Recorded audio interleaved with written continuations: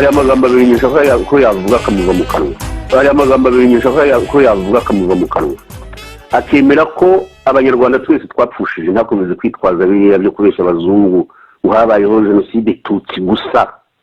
Ibyo ngibyo nabivuga azabaye igitangaza, azakomerwa amashyi n'abanyarwanda bose. Ikindi cya kabiri yewe namubwira kugira ngo wenda ibintu bitungane nuko yavuga ati ndeguye.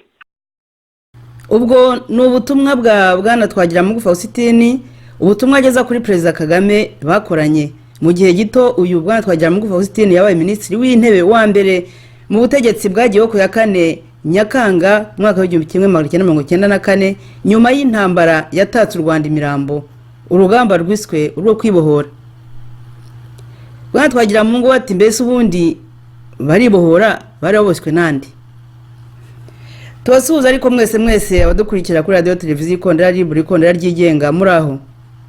Turi mu kwa Nyakanga kanga mabuguma, ukwezi kwaranze impinduka mu gihugu cy'u Rwanda.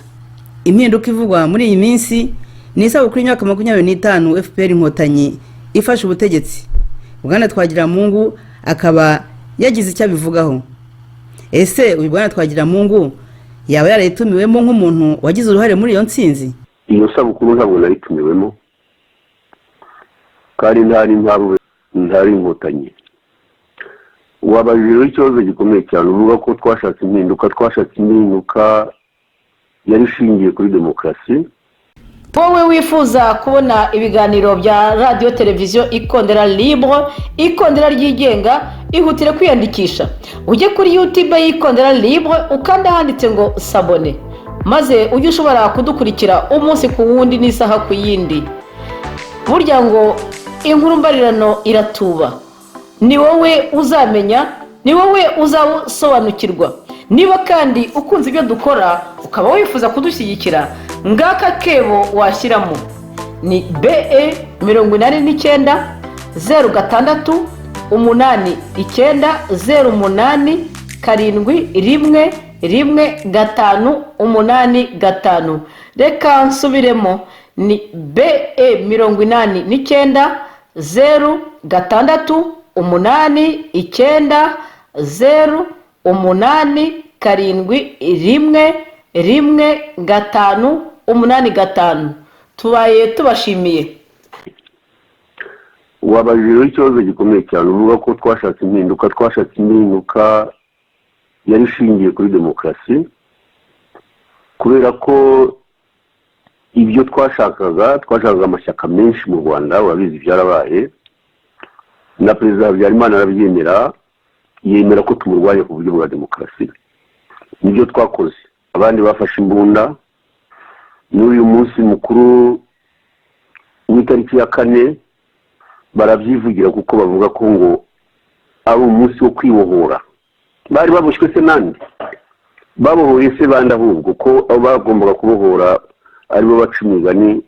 Abenshi barapfuye bakoze amarorerwa, abandi baracyari mu mahanga baganya bashaka kongera gusubira iwabo. Sinumva rero ibyo babohoye n'ibyo bagomba gukorera iminsi mikuru barabikorera, kubera ko baje baturutse hanze bo baroga mu gihugu bonyine, bafite ibyo bagezeho, bafite ibyo bambuye, bafite ibyo biba muri Kongo, bafite ubutegetsi budashobora mbese kuba bwahangarwa n'undi muntu.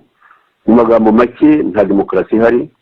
Hategeka umwami w'umwakagara wimye kuri iyo tariki. Nkaba numva rero yewe nta kimwambaza, sinagomba no gutumirwa. Sinagomba gutumirwa kubera ko iyo tariki yagezweho ndi hano mu Bubiligi, narahunze, narabona n'abana banjye n'umugore wanjye, abandi banyarwanda barapfuye, napfushije abo ndashobora kuvuga umubare kuko nta n'ubyitayeho. Nkaba rero nibwira ko kuri iyo tariki yewe nta n'ikintu rwose byigeze bimbwira. Hari abagira bati none se kuki wagiye muri ya guverinoma, ntabwo wari ufatanije umugambi n'abo bantu? Ntabwo nagiye muri ya guverinoma mpamagawe n'umwami mushya Kagame, cyangwa se mpamagawe n'abari kumwe nawe.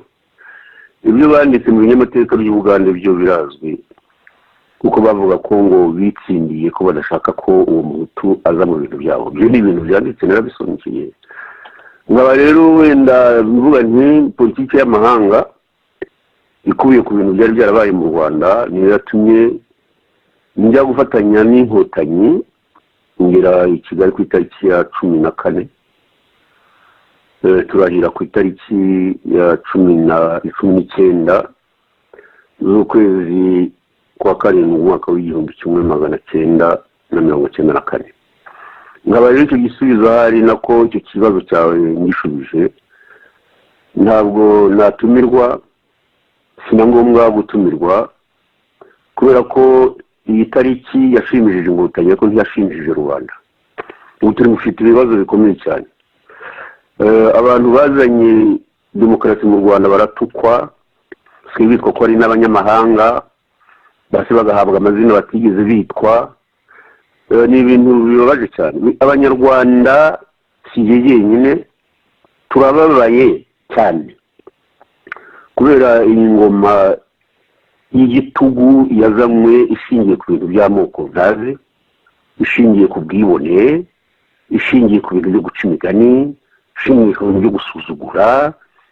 abantu twese twabaye abicanyi ndetse abacikacumu ubu nibo bafite ijambo nuko bitwa nta n'ukivuga ko ari abatutsi n'abacikacumu abashaka kwigira nkabo cyangwa se bashaka gukora nabo ngo bagaragare mu gihugu basigaye bitwa ingagi abana b'ingagi bakanabashushanya bari kumwe ngo na ba sekuru b'ingagi icyo gihugu se urumva twagitumirwamo komo ntabwo ngiye nshaka gutumirwa mu gihugu nk'iki ngicyo urabizi umwaka w'2003 nagiye mu Rwanda nari ngiye kugira ngo mpime ndebe ko nshobora kuba muri icyo gihugu kuba naragarutse si uko nanze kuguma muri icyo gihugu imigambi yankorewe narasatswe kuva saa 3:37 barangiza kunsaka saa 12:09 ibi ni ibintu nzi nta bintu nabayemo nagombaga gufungwa nibura imyaka 15 kubera impapuro bari bataye iwanjye bavuga ko mfatanije na FDR na Mayimayi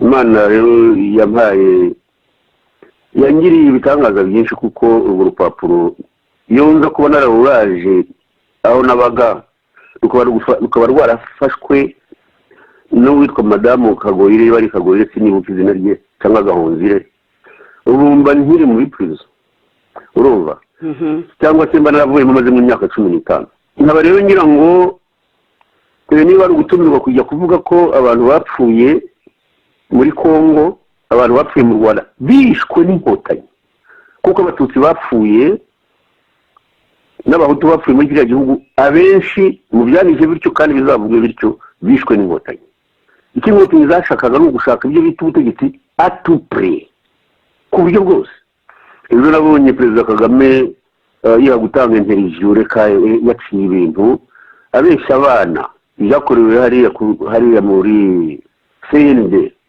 avuga ko bahaje mbese ari nk'abantu baje kurahira baje gutegura intambara haje batayo imwe biza kuba batayo 3 abo nibo bivanze n'interahamwe bamara rubanda ariko ubu ngubu niwe yaboroga bavuze induru barira imbere y'amahanga bakagira ngo n'amahanga arabizi kuko babafashije bita ko ngo they are our kind of people abo ngabo ni ibyo ngibyo nyine kimeje kuvuga amagambo menshi kuko ntaza kubakarira kuri iyi telefone bikaba wenda byatera umwuka mubi abatwumva ariko kuvugisha umutima no kugira ngo nsobanure amagambo kenshi ni ngombwa kuko politiki y'ikinyoma ariyo politiki y'inkotanyi yakwiye mu gihugu igomba gusobanurwa abazayisobanura usa abana bavuka bafite imyaka 24 ubu Kabarebe yafasheho nk'umunyago yirirwa yigisha ibitariho abo batije udukoti abo batabaye ibitangaza bakoreye igihugu n'ibindi nk'ibyo ibintu bigomba guhinduka igihugu ni cyacu igihugu ni cya buri munyarwanda wese bamwita amoko yabo bashaka yaba y'abahutu n'abandi ngo basigajwe inyuma n'amateka ariko igihugu ni cyacu Kagame agomba kwishyira mu mutwe akabyandika mu bwonko kw'igihugu yagitabara atagitabara igihugu ni cy'abanyarwanda ibyo yagikoreye bizandikwa mu mateka ibyiza ntabwo ari amazu ayo ngayo ngo y'amabara ngo wayisenya ngo yasiga ngo amwishe. Amazu ntabwo atarayubatse. Bakayibanda baje Kigali hari ivumbi bapfuye basize ikibuga cy'indege nacyo basenye uko yacitirirwaga ntibashaka nta muntu bashaka. Mbonye umutwe waramucimbuye bajya kujugunya. Ibyo byavuga ko ikibuga ari icya Kayibanda barajugunye. Abo bantu umva tuzabana mu gihugu gutyo koko niko babizi. Tuzabana dutyo turabacakara mu gihugu cyacu niko babizi. None ngo mu myaka 25 itugejeje kuki? Yaba itugejeje kuki? Ku mazu yubatse hariya abantu bapfana bwaki, abantu barafashwe n'amavunja, abantu batakigira kivurira, abantu umugore n'umugabo batakishobora no kuganira ngo bavuge icyo batekereza umwe avuga ko ane kunde. Cyo igihugu ki ngo 25 ki iyi nyakubahwa Bwana Twagiramungu, umuntu yumvise ibyo muri kutubwira yakumva wenda se n'ipfunwe mufite ryo kuba mutariyo na gahinda n'umujinya wo kuba mutariyo ku giti cyanyu se cyangwa se no ku giti cy'abanyarwanda ndetse benshi bagiye banabakurikira bavuga bati koko Bwana Twagiramungu rukokoma reka tumukurikire kuko impinduka yifuza yazageza ku bwiyunge no ku bumwe bw'abanyarwanda. N'ipfunwe n'agahinda n'umujinya. Ipfunwe agahinda n'umujinya sinzi iyo bivanze icyo bibyara, ariko yewe ntabwo najya kubeshya Rwanda ko ntababaye kubera ko mfite maze imyaka 24 hano. Ntabwo mu bwana bwanjye nigeze ntekereza ko ushobora guhunga igihugu cyanjye. Sinarizi ko n'uwo mukuru w'igihugu ashobora kujya imbere y'abanyamakuru akavuga ko ndashobora gukandagira mu Rwanda mfite pasiporo y'inyarwanda. Yabivuze mu kwezi kwa gatanu mu mwaka wa 2017 abibwira abantu muri Jeune Afrique ko ngo niba ashaka kuza mu Rwanda ngomba kuzashaka pasiporo yindi ngajya nsabira visa ku kibuga. Yewe Twagiramungu umunyarwanda kanuni ngewe nta cyaha ndegwa, ariko we niko abivuga. Urumva se byagenda bite madamu nkurikije uko mvuga? Yego ndavuga wenda afite ishavu yo kutaba mu gihugu cyanjye birumvikana. Ikindi rero nagira ngo nongereho iryo shavu agahinda ipfunwe ntabwo n'umujene ko bavuze ntabwo ari bya Twagiramungu wenyine. Abanyarwanda babaye ari benshi. Ntabwo rero nababazwa no kuvuga ngo ntabwo nagiye muri biriya birori ngo ndebwe nanjye nagiye mu matora. Uwo mugabo Kagame yarahiye mpari kuki atanumiye mbese ko ngo ari umudemokratera? Kuki atanumiye ngo nze muri ibyo birori? Nari mpari yarahiye mpari. Utekereze ubu rero se umva yavuga ko anshaka iki? Uwo muntu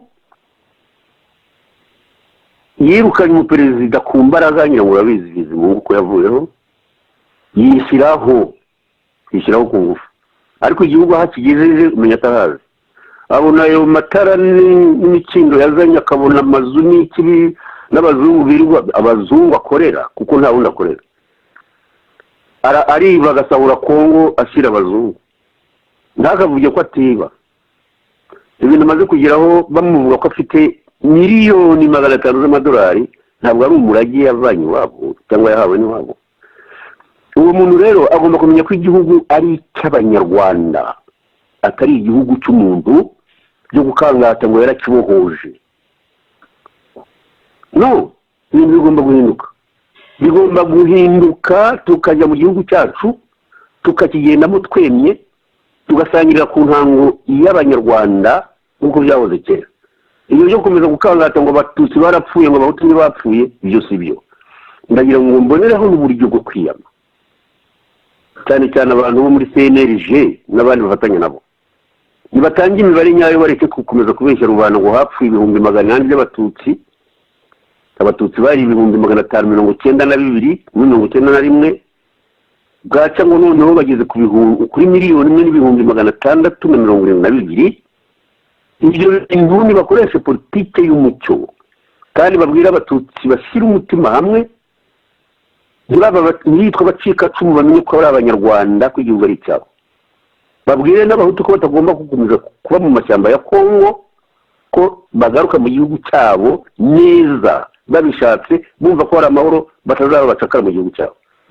Ubu abanyarwanda babaye abacakara, umuntu yagira ngo Kabare na Kanjogera n'abandi nk'abo bari barajengereje u Rwanda baragarutse, cyane cyane ko wenda abari ku butegetsi ubu bafite isano n'abo bantu. Igihugu nyine musubiramo ni icyacu twebwe abanyarwanda, si icy'abahutu si icy'abatutsi, abanyarwanda. Nkaba rero madamu wambajije ibintu bikomeye cyane kandi bituma navuga byinshi. Yewe sinatumirwe igihe cyose u Rwanda ruzaba rumeze uko rumeze. none se nk'ubu iyo mujya kubona mukabona babohereje ubutumire ntabwo mwari kujyayo?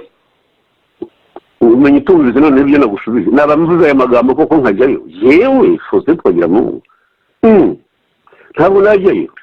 Niyo kugira ngo bigende bite, nakubwira nti uwo muntu yarahiye avuga ko kandi abeshya ngo amaze gutsinda amatora muri 2003. Ayo matora turayazi, yatsinzwe uruhenu. Yewe ngo nabonye atatura n'ibice 6, icyangugu nkomuka nabonye 0 ngira ngo na 0 n'ibice 61. Umbwiza ukuri, uwo muntu se yantumira giye sinamwitaba, kuki nagomba kumwitaba? Ntabwo ushobora kwita mu muhungu. Igihugu yarakijambije abimenye, ejo turabeshya rubanda ngo ari ibintu bikoze bindi by'itangaza. Ubu twabaye nk'abacakara, abantu bategetse igihugu cyacu bakatuvana no mu buje no ku bucakara n'iki, ubu babaye inyamaswa, ntawe bavuga, nta kimenyetso bagifite mu gihugu gishobora kwerekana ko babayeho.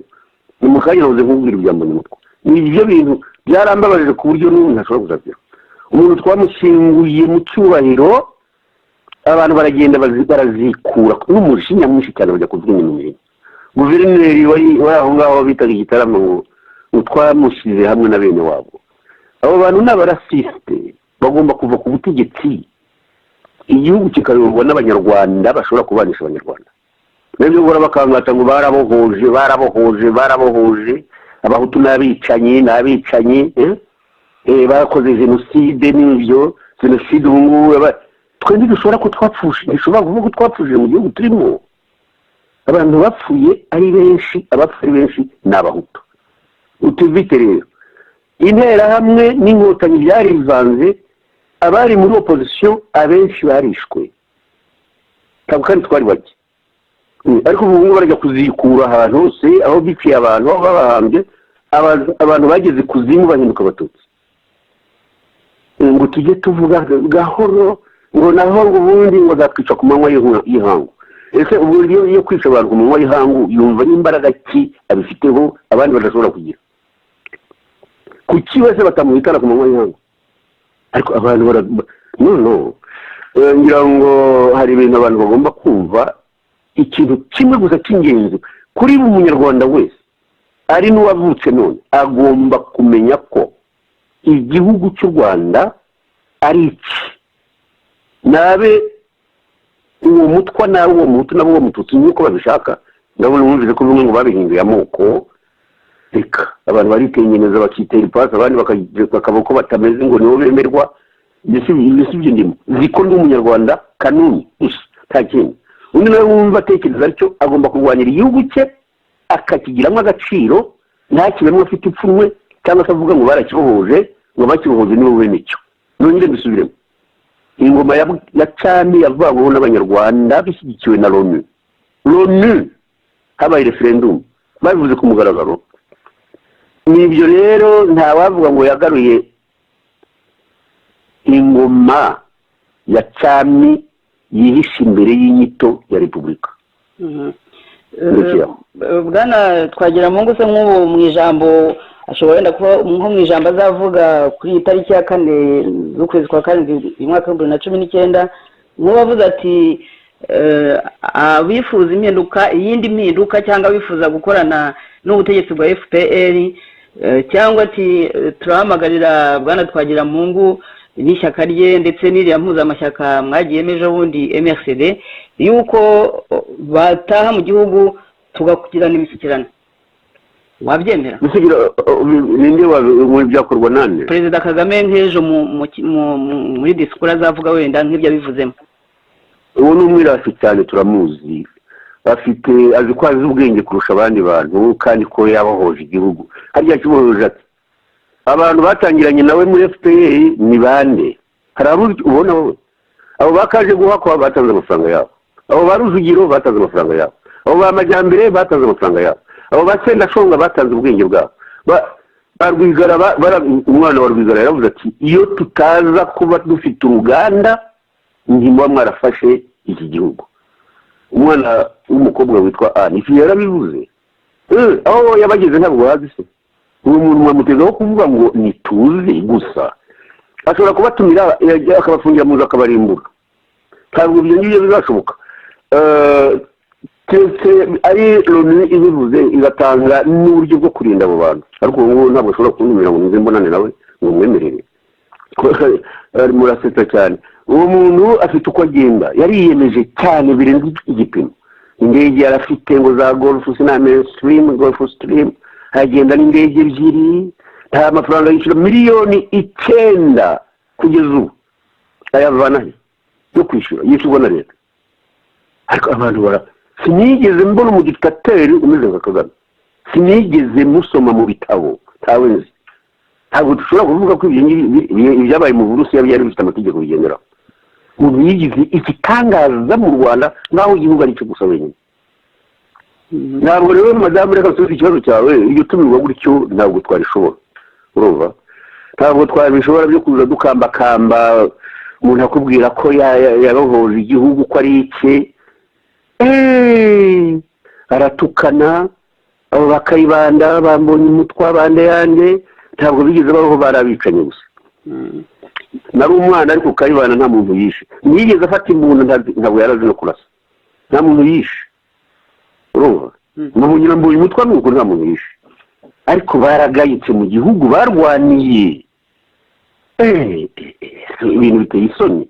tujye tugenda twububa ngo uretse gato, tujye tugenda twububa mu gihugu cyacu dukomera amashyi igihe tudashaka no kuyakoma, tukayakomera umuntu kugira ngo tubeho.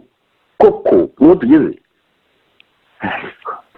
muraseka cyane, ntabwo yewe nuza ibyanyu sinzi uko mutekereza ngo gutumira no. ni ukuvuga ko kuri mwebwe mwakwifuje cyangwa se mwamubwira nko mu gihe bizihiza iyo minsi mikuru, akamenya yuko n'iyo repubulika avuga Repubulika y'u Rwanda, akamenya ko aho yaturutse n'ubwo bwigenge, kuko bavuga ko ari igihugu cy'u Rwanda cyigenga. wenda mu byo avuga muri disikuru ze, mu ijambo azageza ku banyarwanda, akaba yashyiramo nabo kuri wowe wita intwari, barimo Kayibanda, barimo Mbonyumutwa. uriya yabivana mu kanwa ke, ariko basetsa cyane. ntabwo Kagame ashobora kuvuga ibintu nk'ibi ngibi. n'ejo reka nk'urugero, niba mukurikira amateka y'igihugu, Kanjogera yari umukobwa wa Rwakagara, urumva. Kagame ni umwakagara, ibintu yabihakana kubera ko sekuruza kigenza rimwe ni Rwakagara, nkagira ngo kigenza n'urwarubyara hari Kampayana, ibintu nk'ibyo, urumva. nkaba rero njye nkubwiza ukuri, uriya muntu ntabwo yabitinyuka kuvuga gutyo ngo harya waruze ngo yavuga iki madame, kuvuga abo bagabo b'intwari nk'uko bavuga, barimo Kayibanda, barimo Mbonyumutwa, batumye igihugu cy'u Rwanda cyitwa igihugu cyigenga kandi igihugu demokaratike.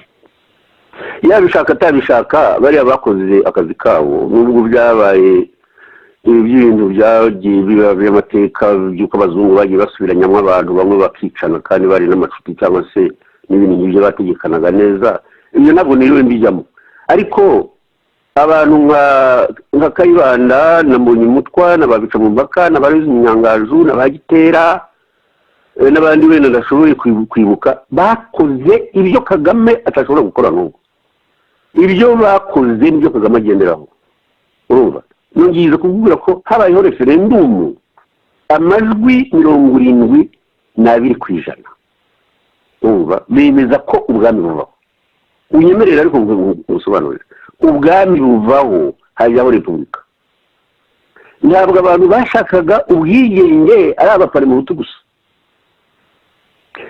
n'abandi barabishakaga, cyane cyane abantu b'abaraderi bashakaga ko habaho ubwami bugendera ku mategeko, ni ukuvuga bushingiye kuri constitution. Ntabwo bashoboye kubyumvikanaho, ariko baje Gitarama ku itariki 28 ukwezi kwa mbere 1961 babonye bakayibanda bo bashaka repubulika, abaraderi barasohotse barigendera. Ariko nabo bashakaga impinduka. Ntabwo rero uriya muntu we yari kuvuga ngo mbese ngo yavuga ngo Kayibanda uriya ashobora kuvuga izina rya Kayibanda mu kanwa kica mu bishoboka, ntashobora kuvuga izina rya Kayibanda, ntashobora kuvuga irya Mbonyi, ntashobora gutinyuka kubivuga. Urugero njye kuvuga reka mbirangize kuri iki ngiki. Umwami Kigeli, mwabishaka mutabishaka, mwaba abahutu mwaba abatutsi mwaba abatwa, umwami Kigeli yabaye umwami w'igihugu, no kuvuga iki, yabaye umuyobozi w'igihugu, no kuvuga chef d'etat.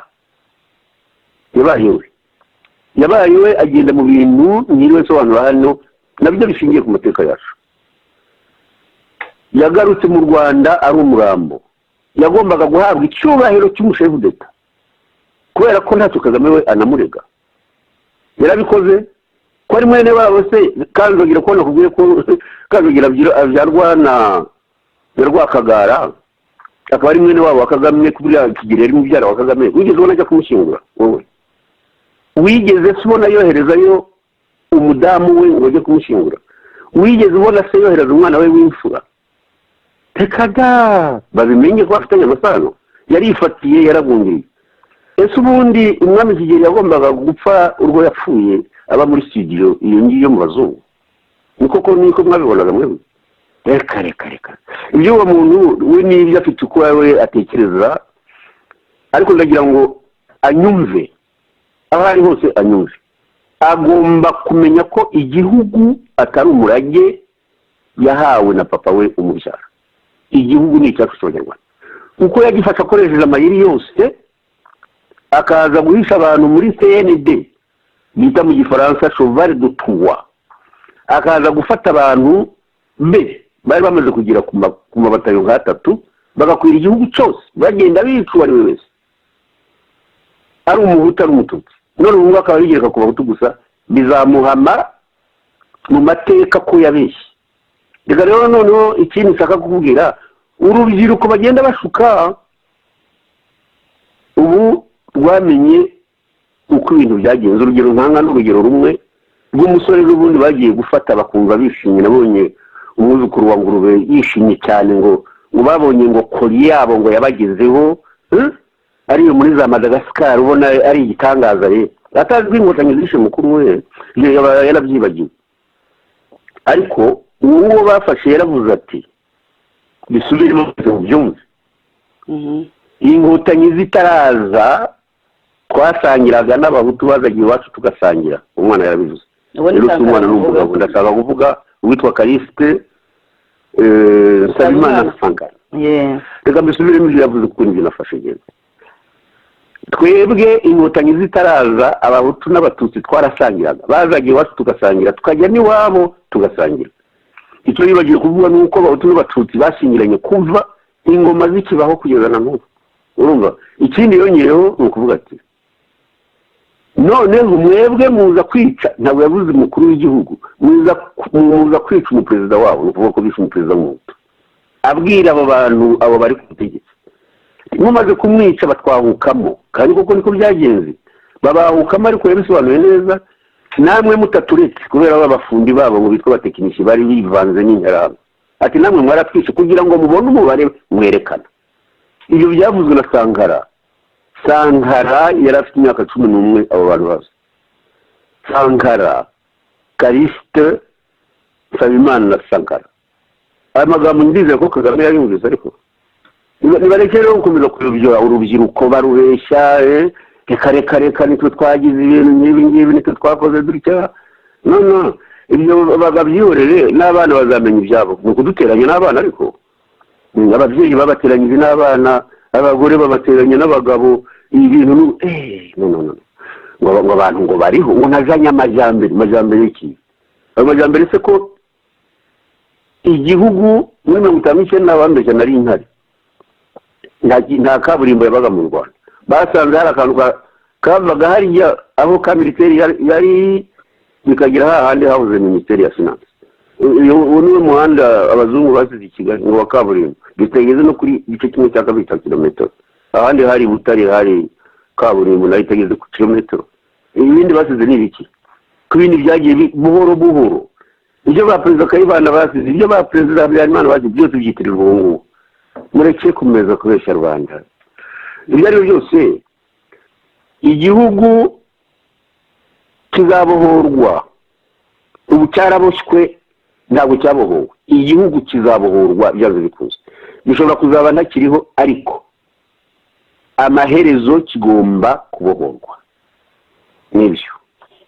Murakoze Bwana Faustin, nagira ngo mu gihe tukiri kumwe iyi sabukuru y'imyaka 25 u Rwanda rugiye kwizihiza isabukuru yo kwibohora, ibaye mu gihe barimo kuvugwa amakuru ngo y'intambara ishobora kuba iri muri Repubulika Iharanira Demokarasi ya Kongo ahitwa Minembwe, ndetse ngo havugwamo uruhare rw'abasirikare b'igihugu cy'u Rwanda. Iyo nkuru hari icyo mwaba muyiziho? Inkuru se ko ari kizi bose, iyo nkuru ku kingewe ntabimenya. Ibyo ni ibintu byagiye mu binyamateka na nyubwita arabyigamba. Uwo Perezida w'u Rwanda arabyigamba cyane, avuga ko yongeye gusubira muri Kongo. Gusa ngewe nuko ntazi kuvuga mangara, wenda niyo Perezida Tshisekedi yakumva cyangwa se akumva ururimi rw'ikiruba arakora amakosa atumvikana cyane. Ni ukuvuga ko igihugu cye ni igihugu yagize bure rwose. Kubona igihugu kingera kuriya kidashobora kubona abasirikare ngo bakore akazi kagiye kuzakorwa ngo nabo basirikare, ngo kuvana ngo impunzi muri Kongo ku mbaraga, koko nta soni. Ugatumiza umuntu wazirukanye ngo naza zivanemo, koko. Icya kabiri, Loni ikaba ihari n'abandi 21,000 bitwa ngo sinzi ko babita abo Loni yohereza hariya mu MONUSCO. Abo bantu bahembwa, ndetse icyo MONUSCO ikora muri Kongo babihemberwa miliyari na miliyoni 200 n'imisago ku mwaka, uvuga ku kwezi 12. Tekereza miliyari n'ibihumbi 100. None ngo umuntu nguze ubwenge cyane bagomba koherezayo ibindi bihumbi, noneho ngo bakabazana ku mbaraga, cyangwa se bagatezayo intambara ngo bakirukana abarinzi izo mpunzi. Ari ubikora ari n'uwasabye ko bikorwa bafite ikibazo gikomeye cyane. Ntabwo ibintu bizarangirwa n'intambara cyangwa se ngo bizarangizwe no gucyura impunzi ku mbaraga. Ibintu bizarangizwa n'ibiganiro. Ibintu bizarangizwa nuko Kagame yavaho. Ntabwo ashobora gukomeza gutegeka gutyo kugeza igihe zizashira, cyangwa we kugeza igihe ashiriye. Ntabwo rero izo intambara se ko ari ugukora kuri ibyo bita gashete, utazabyiga ninde azabyiga kandi bazabigiraho. Kabare ibyo rero numva atari ibanga ngo mbese ngo yabyambariye kandi abanyekongo bari kururira uko agenda acengera ngo agiye kwirukana impunzi, nako agenda acengera muri za province za Kongo. Umunsi umwe azazanzamuka wenda igihugu yagifashe afatanije na bashebuja abo ngabo akorera kirizo za koruta nizo za zahabu na za diyama n'ibindi ntazi, bazamufasha Kongo bayigarure bayitegekane nawe. Uretse ko bazagira aho ngaho nawe bakamubwira ko yarangije igihe bagashyiraho undi muntu. Kagame ntabwo yahakana ko adakorana n'abazungu, nibo bamugejeje ahageze. Cyane cyane abo ngabo bamwe kwa Yezu Kristo numva ngo aba muri za association zabo izo za New York za Washington hehe. Nibyo rero ninje kuvuga ko mwita ko ari nationaliste cyangwa se ari panafrique byo bishoboka. Ntabwo yaba ari panafricain kandi uzabivuge ngo agambanire Gaddafi. Wowe ushatse gushyiraho bamwe y'abanyafrika no kuvuga ngo abanyafrika bakire hamwe. We yaravuze ngo yisha abantu bengazi ngo nawe bamwice. Ibyo bintu yarabivuze kugira ngo asimishe ubashe gusa. Babazungu s'il vous plaît. Ntabwo ngende n'ibyo byo kuvuga ngo ndakarira marimi, ntabwo njye menya gukarira indimi ngabo sinabishobora. Biteye isoni ibintu mbona ubu, biteye isoni. Abantu b'ingambanyi abenshi bakunze kuva muri bene abo basirikare. ingambanyi bakagambanira abo bakoranye bakagambanira abaperezida wa gikono ku perezida apfuye ntakabe ntuza nako ndavuga Lumumba nyakwigendera ubaye minisitiri w'intebe muri Kongo yagambaniwe na Mobutu se abantu babizi ahubwo na se w'uwo uri ku butegetsi muri Kongo muzigibye muzabyumva ntabwo ibyo bakoze ntabwo mubizi bakorera Lumumba reka tujye turekera aho ngaho kuko wavuga iby'abanyafurika abo ngabo bitwaje intwaro bagafata ibihugu bashutswe n'abazungu mu butumwa yagombaga gupfa ruriya rupfu ariko yasize igihugu acyoretse ejo bundi bashyiraho undi musirikare wahoze ari umuboyi wa Kabarebe ariko ategeka Kongo mu byo bita bari aide de camp ntabwo yategetse se nimba ntabwo mubizi aho ngaho muri Kongo none bashyizeho undi nawe bandika hano abazungu bandika ngo yize ishuri imyaka 20 avamo nta diplome unyumvire babitwa bafaye urubo babavanye mu n'ibyo dufite ibibazo muri kariya karere kandi ubitera ari i Kigali ubu n'ibyo ngero nuko mubibona nagira ngo mbashimire wenda kugira ngo tusoze iki kiganiro kuko Perezida Kagame hari ijambo azageza ku banyarwanda kandi mwarakoranye ushobora no kumubwira akaba yakumva n'iki wamugiraho nk'inama ukurikije ibyo uzi n'ibyo abanyarwanda wumva bavuga nk'inama wamugira mu magambo yavuga ijambo yabwira abanyarwanda wenda ribahumuriza nk'uko nawe uvuga uti abanyarwanda bakeneye umutuzo hari amagambo abiri nyinshi ko yavuga akamuva mu kanwa akemera ko abanyarwanda twese twapfushije ntakomeze kwitwaza biriya byo kubeshya abazungu ngo habayeho jenoside tutsi gusa ibyo ngibyo nabivuga icyo azabaye igitangaza azakomerwa amashyi n'abanyarwanda bose ntazatinyuka kubivuga kubera ko yabishye byarangiye icyo yashakaga n'iyo kashe ya jenoside tutsi yarayibonye ejo bundi mu kwezi kwa kane n'atanu kwa kabiri umwaka w'ibihumbi 2018 niho babihinduje ejo bundi bakoze presiyo hariya muri Loni numva ikindi cya kabiri yewe namubwira kugira ngo wenda ibintu bitungane nuko yavuga ati ndeguye ndashaka igihugu kiba demokarasi nta bindi nayaye magambo ze yanafite n'uburyo kwirata ngo zavaho 34 ngo abahutu baje bikoreye inkangara ngo bamusaba ko yaguma ku butegetsi abeshya Rwanda yarabanje gukubita ku munwa ngo nibamurebe ku munwa ngo nta butegetsi azongera gufata n'iki kindi mumva namubwira ngo gumaho no nivaho yagumaho byo ntabwo ari byo nishingiye vaho situ nabindi namubwira tanga amahoro mu gihugu reka kuvuga ko igihugu wakimuhuje wenyine n'ibyo ntabindi namubwira noneho niba nta bindi wamubwira mugira icyo mubwira abanyarwanda nabo ari ab'imbere ari n'abari hanze y'igihugu uravuga ngiye ngira icyo mbabwira wowe Bwana Twagiramungu Faustin kandi ntabwo uri umuntu ubonetse wese uri wabaye minisitiri w'intebe wa mbere w'iyi leta yagiyeho ku itariki ya 4 z'ukwa 7/1994